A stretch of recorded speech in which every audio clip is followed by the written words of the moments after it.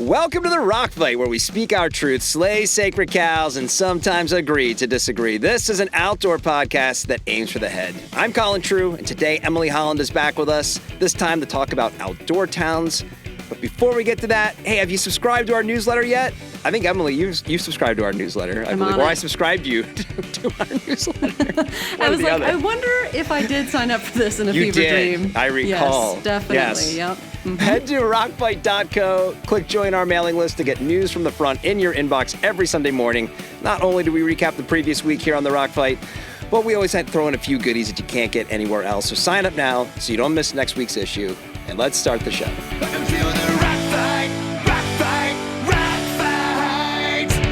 So Emily and I had such a good time picking apart our outdoor podcasts that we thought we should dig into something else. And that something else is mountain towns. And anyone listening who doesn't identify as an outdoorsy person may wonder why we'd want to talk about this, but it's kind of a hot button topic in our community. But first things first, welcome back to the show, Emily. Thanks for joining us again. Yeah, thanks. I'm just trying to keep up with the amount of times that Chris Hampton is on and Patio and these other rotating guys. I mean, I'm happy to be the first female 5-timer eventually. So you're on track. Yeah, I think Chris only has one more ahead of you. So I mean, if we plan this correctly, you could pass Chris. You know, I'll try to sabotage him and make him like get sick again from his kid or something like that, and go from there. Yeah. I don't think that'd be that hard. It seems easy these days for him. Literally, like, I had to reschedule. Like, hey, can we go? We're going to go in like 2 weeks. I'm like, can we go next week? He's like, yeah, but fair warning, my wife and kid have the flu. I'm like, okay, poor guy. Yeah, it's rough start to the house. Year over there. Yeah. Well, since the last time we spoke, you said you had some. Well, actually, the last time we spoke, you said you had some rocks to throw at mountain towns. So, why was that the topic you wanted to talk about today? Yeah, I have pebbles. Let's call them pebbles. Okay. Because as you talked about before recording, Quibbles and Pebbles would be a great podcast name. Sorry, but go ahead. Quibbles and Pebbles. Yeah, it's perfect. We throw little pebbles. It'll it's be a like spin-off of the Rock Fight. Right. It's a little bit more like nice stuff to talk about. It's a nicer version, yeah. Yes. I felt when I moved to Boulder, which you so lovingly in the outline told me is not a mountain town, even though I can see mountains outside my window. That's fine. I'm not pissed at all.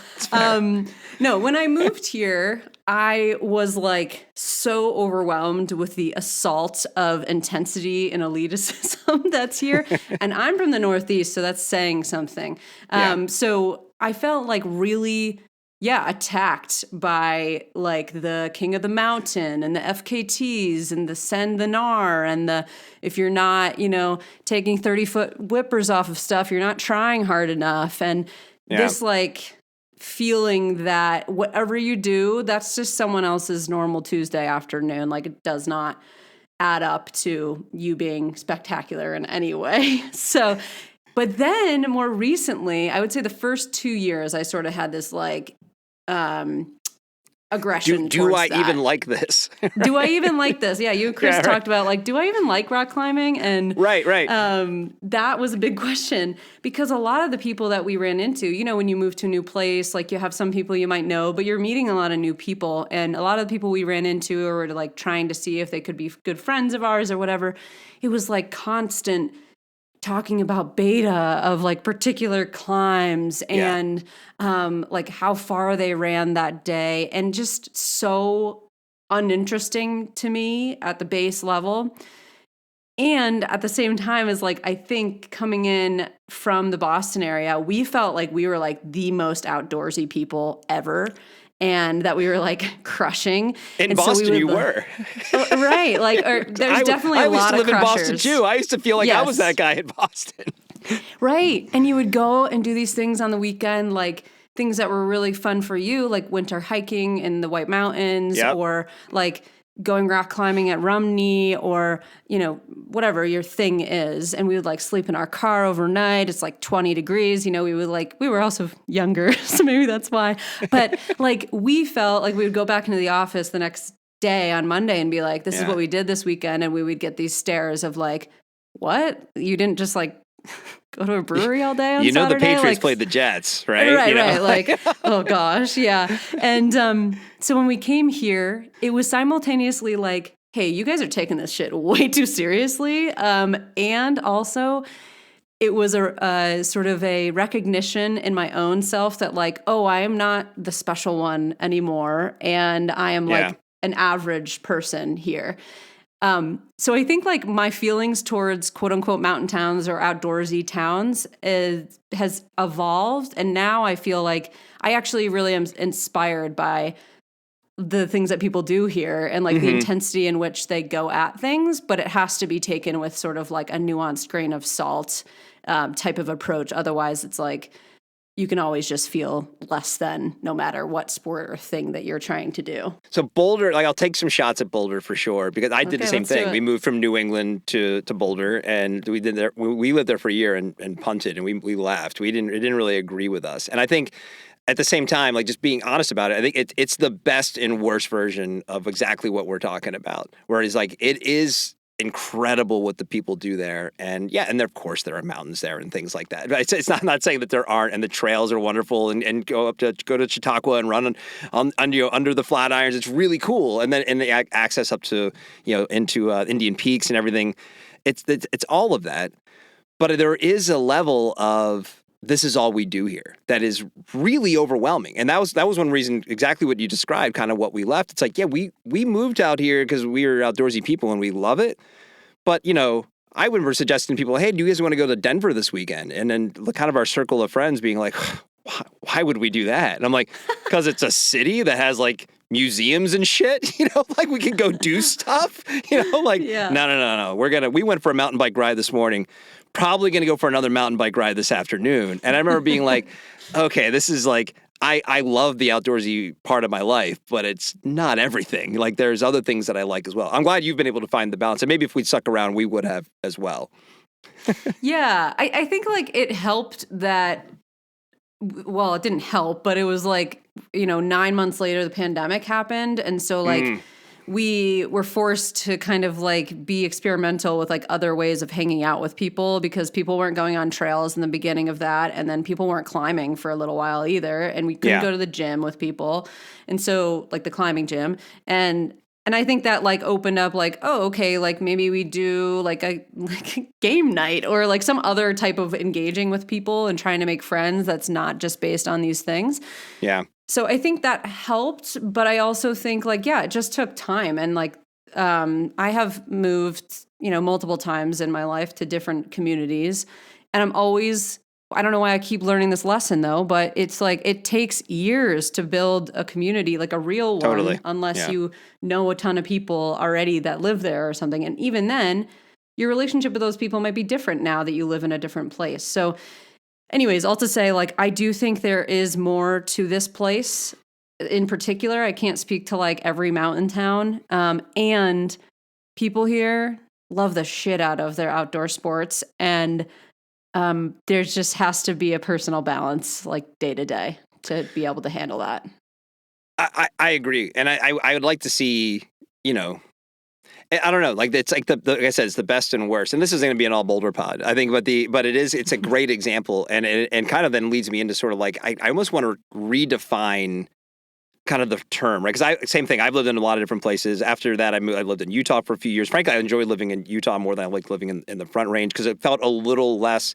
It had the same sort of intensity and presence as what we experienced in Colorado, but more just sort of like, this is what we do here. It's kind of like less about like, this is what we do here. It was a little like kind of taken down a few notches. I feel like that's a meme. That's a meme or something. It should be, right? It's almost like the this is okay dog, but like, the fire is Colorado, or I don't know, but we'll figure that out. But but it's, and then we were in the Northwest and now then in Southern California. And what I've come to appreciate are the places where it's all the stuff exists, but it's also a little more integrated. That being said, though, I think the mountain town moniker just gets sort of thrown around, I feel like, mostly because of skiing, right? It's like these are places with the ski resorts. I experienced it in Park City. And I think we kind of just need to go, like, it's an outdoor town. Because I think Boulder, yes, there are mountains there. I was kidding before, but it's more of an outdoor town than it is a mountain town. I would feel like there's more, and Boulder might be on the line of how you would describe it, because it is very mountain-based. But if I put our mountain line, right? I mean, there's things like Charleston, South Carolina should be like a town we were talking about here, right? But that's probably more of like a water sports town, right? And it's so, I mean, how would you want to define what these towns are? I think that any mountain town that it should, like, if there's mountains around it, like, it can be called a mountain town. Like, Asheville is a mountain town technically, but people from the West might think like those are not mountains, those are hills. And I would fight back against that. Like, if you have ever hiked or experienced the outdoors basically in Appalachia, but also in the Northeast, like, shit is intense there. Like, it is intense outdoor recreation there, and very cool. Like, very, very not given enough credit at all. But like outdoors towns, I think it's tricky, right? I mean, I think anywhere you go, you can find the outdoors, and there's always good things to go like play around with. Like, we were just in New Jersey for a wedding, kind of near New Brunswick, which is where Rutgers is. And we just looked up parks in our area, and there was like 30 different parks that we could go like walk in the woods. There was a botanical garden that we went to. Like, there's always outdoor opportunities. They might not be the same like level as like a Boulder or a Park City or like a Bend, but there's always opportunities to get outside. So I almost wonder if like, mountain town, like, I think it just remains like it has mountains around it. Like, that's what makes it a mountain town. But outdoors town, I almost want to like expand that the way that we've sort of expanded how we've thought about outdoor recreation since the pandemic, which is like, are you getting outside and enjoying nature, even if that's on like your sidewalk in New York City on the way to Central Park? Or is it on, in the middle of Ohio, and there's just like, not many mountains, but, great trail systems and stuff like that. I think you can be outdoorsy anywhere. And so the definition is just, do you do outdoorsy things? So then your town is outdoorsy. That's it. Definitely. I think and that's ultimately what we're going to get into as well. There's definitely some poor behavior that comes in our community, especially when they are in some of these places that are more the iconic mountain towns, right? And I guess that's kind of what I'm getting at when I'm saying if we want to rebrand them, because it's not about, maybe as hardcore as it is, but like, are you going outside and doing things? And it's like, I 100% agree with you on the East Coast mountains. They're incredible. Let's spend an amazing time in the White Mountains. Yeah. Are they, though? They don't have but I also can say they don't have the picturesque quality as the mountains in the West or the towns in the West do, right? So there is grandeur, maybe. Yeah. The grandeur, quality right. They have, but the grandeur different. Yes. But, it's that is what I think. I'd love to see that kind of just broadening of, and I think I've talked about this on a couple other episodes of like, I love what's happening in Bentonville. I think that's a great example of what we're talking about. And I know, listen, the Walton family is heavily involved there. But I've said it before. I never would have thought I would have like, can't wait to go mountain biking one day in Arkansas. I mean, I'm not shitting on Arkansas. I'm sure there's lots of things I would have enjoyed doing in Arkansas, but it's becoming a destination of like the highest order and a community that was traditionally, Washington, Idaho, Colorado, Utah, these places. And now it's like, now you got to put Arkansas on the list now, which is pretty cool. Yeah, I love that. And I think that like, when we live in these more, let's say, traditional mountain towns, or like what we think of when we think of a mountain town, or outdoorsy towns like Boulder, it's like, I feel like everyone should have this like nuanced view of it. It's like, you can feel really grateful to live here. I personally, every single day, for the most part, I'm like, I can't believe I get to live here. And there's a couple of reasons for that. It's not because I'm trying to like make other people feel bad that they don't live here, but I have had things happen in my life that I didn't even think I would like make it out of upstate New York. You know what I mean? So like, I am so glad that I ended up here, and it is super expensive to live here. And so it is not available to everyone. So this like air of like, yes, I live in Boulder and I climb all the things and I bike all the things and I go down like, class 5 rapids and all this shit. It's like, have a little bit of self-awareness that like, that's it. I'm super psyched that you live in a place that allows you to do all these things, but really not everyone has those opportunities. And that should be part of like the way that you talk openly about where you live. I agree, and I think that's a perfect segue into the next part of the conversation, which is, I did a pod a few months ago with my 3 rules of living in a mountain or outdoor town, and I thought this is to get into the more behavioral side of like what you're describing right there. I thought we could use some of the rules, and this is the first time I've talked about this outside of that pod, and you pointed out that I was you know, hyperbolic, maybe a little over the top, maybe not nice about some of my rules. Oh man, I liked it though. I was kind of like, wow, he's living the description of the rock fight in this episode. Yes, gotta have a few of those. Yeah, Well, absolutely.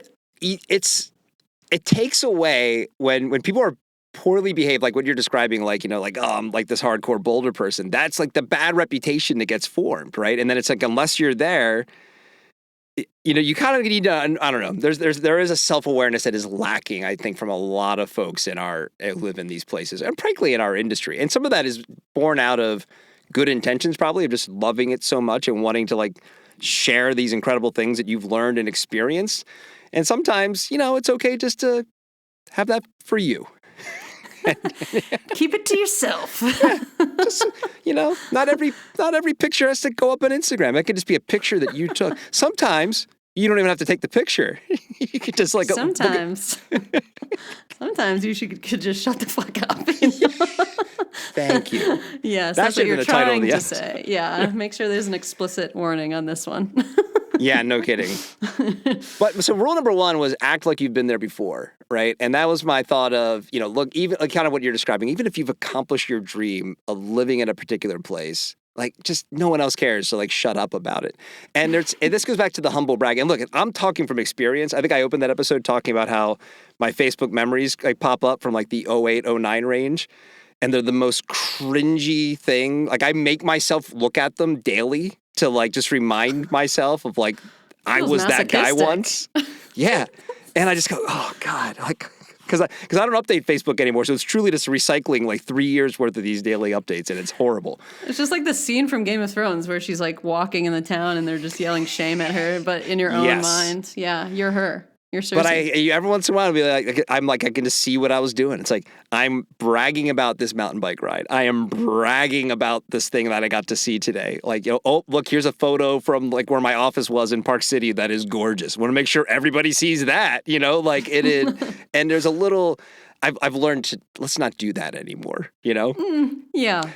Yeah, I think there's something to that. I think like it needs to be done with the right tone. Like I know some people who like their social media is a way of like staying in touch with their family or something like that.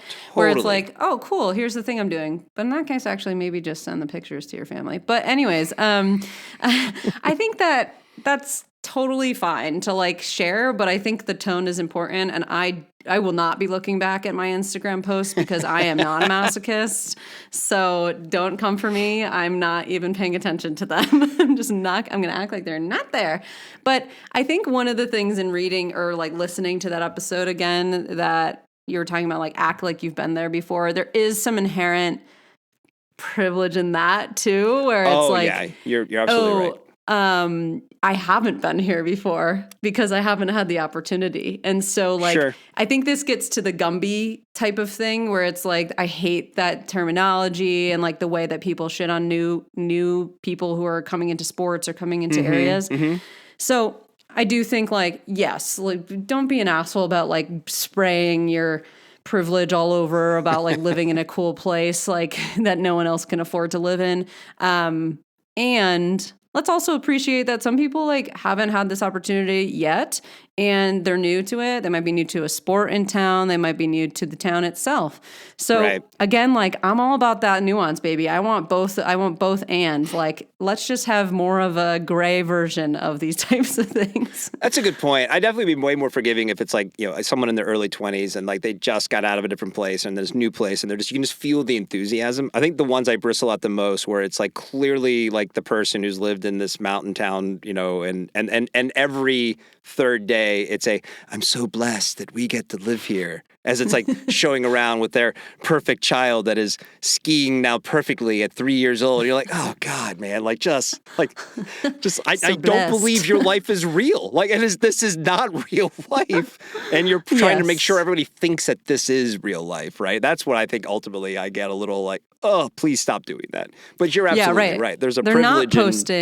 they're not posting the traffic on I-70 to get to the ski resort. They're definitely not posting that. And that is the reality of living in, especially in the Front Range. I'm sure this is the case for a lot of other places that are similar to Boulder or to Bend or wherever, where it's like, you don't hate traffic, you are traffic. Like, you are part 100%. Of the problem. So if you're going to be mad about how many people live in a place, go live in a smaller place, because it's like, you are part of the issue. So I think, like, I have been mad about that before, when you get to a crag and you're like, there are 70 people, maybe 100 here. Like, I'm never going to get on the thing I want to get on, or I'm waiting 2.5 hours in traffic, sometimes 5, to go skiing for 4 hours, being too tired, and then coming home. Like, there are real issues with the amount of people that especially live in the Front Range. So, like, the access is becoming less and less accessible, essentially.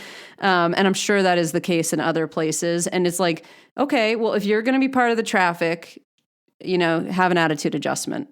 That's a good one. The other one, the next one I kind of talked about, you didn't like it. I called it the Colorado clause, because I lived in Colorado. I could say it. Yeah, but you left so soon. Did you really live here? Did you Not really? I was so ready to leave. But I do feel like I'm justified. So this is what I call this, because this is a Colorado thing where most people anyway who live in Colorado cannot wait to tag on Colorado to the town they live in. Where are you from? No one just says Boulder. I'm from Boulder, Colorado.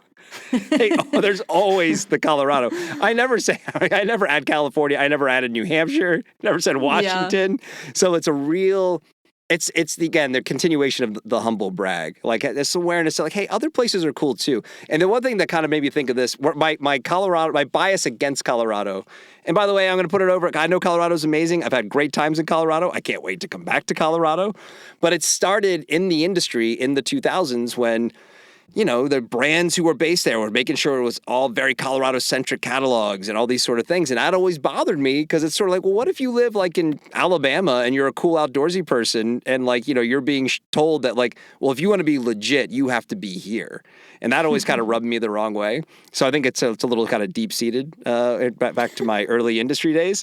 But yeah, again, it just goes more of the same. Like, have some self-awareness of like who you're talking to. Maybe they don't care. Maybe it's not as cool as you think it is. And I'm sure there are other offenders outside of Colorado, like the Jacksons and the Bens of the world that probably do something similar. Yeah, I find when some people say Portland, I'm like, which one? And there's like a coy little like, Oregon instead of like Maine. And sometimes surprised that I even ask which one. Portland, Maine is an incredible place. So like there would be not surprising to me if someone wanted to live there, and it's really close to the ocean, but also great mountains and all kinds of great 60 miles stuff. from the Whites.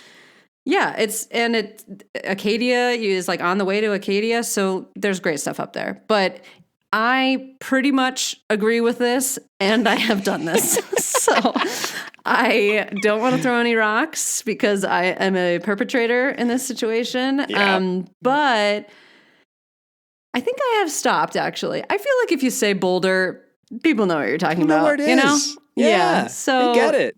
Yeah. And it's kind of like the same douchey factor as when people are like, oh, I went to school in Boston. Yeah. And it's like, okay, so Harvard, MIT, one of those. Like, which of the big ones did you go to? Yeah. Or Cambridge. It is true. This isn't the only example of the way people do. This is a big example, I feel like, in the outdoor. Yeah. Yeah.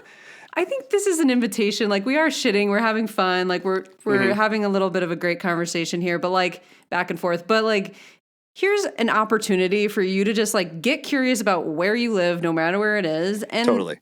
And find the things that make your place unique and interesting to you, and then have pride in that thing, but with self-awareness. That is basically just a call to like, that's it, right? Like, I would love, and in fact, probably later in our life, we will live in New Hampshire. Like, we love it there. It's where we like fell in love. It's where I like got back into the outdoors. It's where I learned to rock climb. Everything that I love about the outdoors is in New Hampshire. And we will probably live there. I'll probably, like, truly, not to be morbid, but I'll probably have my ashes spread there. Like, that's how much I love it. Yeah. And I can't wait for that either. And it makes me so sad when people, like, don't give the credit where credit is due of these places. Even where I live or lived in upstate New York, it's a rural area. There's not a ton going on. But then an hour north is the Adirondack Mountains, and they're incredible. And they have all this history with the Olympics, and like there's so much great stuff up there: rock climbing, mountain biking, hiking, fishing, like all this stuff. And it is true wilderness. And so find the things that are unique about the place that you live, and then just like try to fall in love with them as much as possible. And if you don't fall in love with them, then make a plan, save money, move somewhere else. Go somewhere else. That's it. Yeah. Well, and by the way, I think this is where I like to pick on Colorado with this, and I think there's a lot of good examples of coming out of Colorado, the things we're talking about, as much as I do enjoy going there. And it's completely understandable. I think we were texting about this, that it's definitely kind of the starter West. If you're on the East Coast and you're interested in trying the West, it becomes like the de facto place to go to. Number one, infrastructure, Denver, the Front Range, there's things there. And also it's so different than if you grew up in the East. And frankly, even though like living in California for 4 years, there's some people who don't want to, like, I don't want to move to New York. I don't want to go to the East Coast. But Colorado is different, and it's kind of far enough away that it feels like you're going somewhere. So it's kind of this convergence of people who are sort of escaping the coasts. Maybe you don't want to go to Chicago, don't want to do something in the Midwest, and it is cool, and there's interesting stuff to do there, and it's kind of definitely has its own vibe. So it makes a ton of sense that a lot of the people who are breaking some of these rules would be in Colorado, for sure. It doesn't diminish how great the state is. But I think your point is absolutely spot on. I think it's the best thing. I've lived in 8 states, and I agree with you. Like, at some point of any of the places I've lived, if I had to go back to, I'd be like, all right, that place was great. I think it's just so interesting to get out of your comfort zone, see different things. And it just then informs so much more of your life when you see all these other little places. And that's kind of the cool thing about America, not to get all patriotic, but it is kind of like there's such diversity in our own country, which is sometimes a bad thing because then people never even leave our country. But at the same time, it's like you can go to a lot of different places and have a lot of different experiences, which is pretty badass. I know we're like supposed to throw rocks, but I do want to throw roses. I don't know. What's the opposite of rocks? Roses? Feathers? Throw roses. Yeah, feathers. Something light and nice. I really think that living in these places, especially coming from the Northeast or potentially on the West Coast too, where there's this like, maybe this is a little bit more Northeast, but there's sort of this like prescribed track. It's sort of like college, career, on the subway to work, have the family, have the wife, the husband, do the things. Why haven't you bought a house yet? Yeah, exactly. But I find that in these places, or at least in Boulder, but I would imagine this extends to other outdoorsy / mountain towns, is like there's so many people living alternative lifestyle paths that it provides a real sense of example if you are someone who doesn't want that like traditional path that maybe has been prescribed for you, whether it be because of where you lived or your family or whatever. So like I do think that's sort of my like more recent revelation is like, I don't think I would have quit my job, become self-employed, stopped drinking, like all these things that I think were really good decisions for me if I didn't live here and have examples of people in the community who are like just living the non-traditional route. Right. I agree. No, it's the best decision we ever made. And I think, my wife and I are kind of in the same boat of like, we did not want that traditional Northeast path. And we tried really hard to go down it for a while. We got married young. We bought a house pretty early. We didn't move to Colorado until we already had one kid. But then there was always that thing, and it kind of came down to a decision when I had the chance to get a job in Boulder, and I was like, if you never live in the West, will you regret it? My wife is like, yes. I'm like, we're going, and then that kind of set off 15 years or so of like bouncing around and trying out different things. Because once you do it once too, it's like, oh, I could do that again. Plus we were broke at the time. We still made it happen somehow, Yeah. I can't believe, I don't know how weird. we did it. I know. Isn't it insane when you think back to younger self? You're like, how did I pay bills when I made that little? Like, I don't understand. All right. Well, the last thing was the ski resort paradigm. And this was my idea that if you don't move to the mountains just to ride ski lifts. Like, and I know you're going to take some umbrage with that, but it just like, it's such an experience to be in the mountains. There's so many things to do. And I definitely I talked about it on the Week Layers review last week, that like I have an aversion to this kind of ski party scene. And that's kind of what I picture in my head if someone's like, oh, I'm just going to move to Aspen or Vail or, Stevens Pass or whatever, or Mammoth. But I feel like you need to have another winter activity that you like to do to qualify to live in a ski town or a mountain town. That's just You my are own thing. so funny because in the original episode that you did about this, you were adamant. And now, because you see my face and my disagreement, you're like, I think maybe. No, I'm backtracking. You can't do it. I think it's funny because it's like, I understand what you're saying. Like, yeah, have a greater appreciation. Like, it's the same thing we're talking about, right? Like, it's have curiosity, be self-aware, but also a lot of these people who are moving to be like lifties and just want to ski all the time, they're literally 22 years old. Their brains are not fully formed. Yeah, you're like, right. Just let them live their lives, You've brought Colin. me around My to it. gosh. Jeez. But this was just me to take a shot at ski resorts. I think that's what this was. I know. You really do hate ski resorts, which I understand because they're a terrible microcosm of Disneyland, but like cosplaying as outdoorsy. And I do like them. They're fun. I get how much fun it is to go to one, but it's just like I hate the idea of basing your whole personality and life around one. I guess is basically probably what I'm bristling at. Are they fun? I'm confused by that, but I don't know. That's a good point. But anyways, we're not here to shit on ski resorts, but kind of. I think that it's totally fine if you want to move somewhere because you love one activity. Because I think that naturally, like anything where you like make your passion your day-to-day thing that you do, whether it's work or just like you're trying to infuse it daily, that what you're trying to do, like you're gonna get burnt out from it. You're gonna have to find other things. Like there's no way you can just rock climb or you can just ski and do literally nothing else. Or maybe when you're younger you can, but that does not work like long term in my opinion. So I think these people naturally, like if they are, again, curious and self-aware, they'll go to the ski town, they'll have their few years of being a lifty and partying and having fun. Totally. And then my hope is that they will care a lot about that town or about the people there or something like that because they've ingrained themselves there. Mm-hmm. And then, they find other things that they like to do. Maybe they move away, but maybe they're also like a real staple to the community eventually and do community events. I don't know. I just feel like there's an opportunity for them to get into different things. And I don't want to dissuade them from chasing after something they love to do Colin.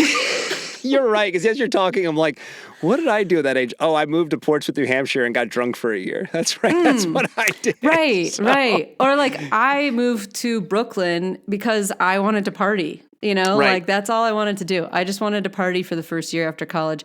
And not to say everyone that's moving to a ski town is 22, but a lot of them are. And like people move for jobs all the time. People move for the one reason and then they find the other reasons to like the place. So you're wrong. And that's it. Fine.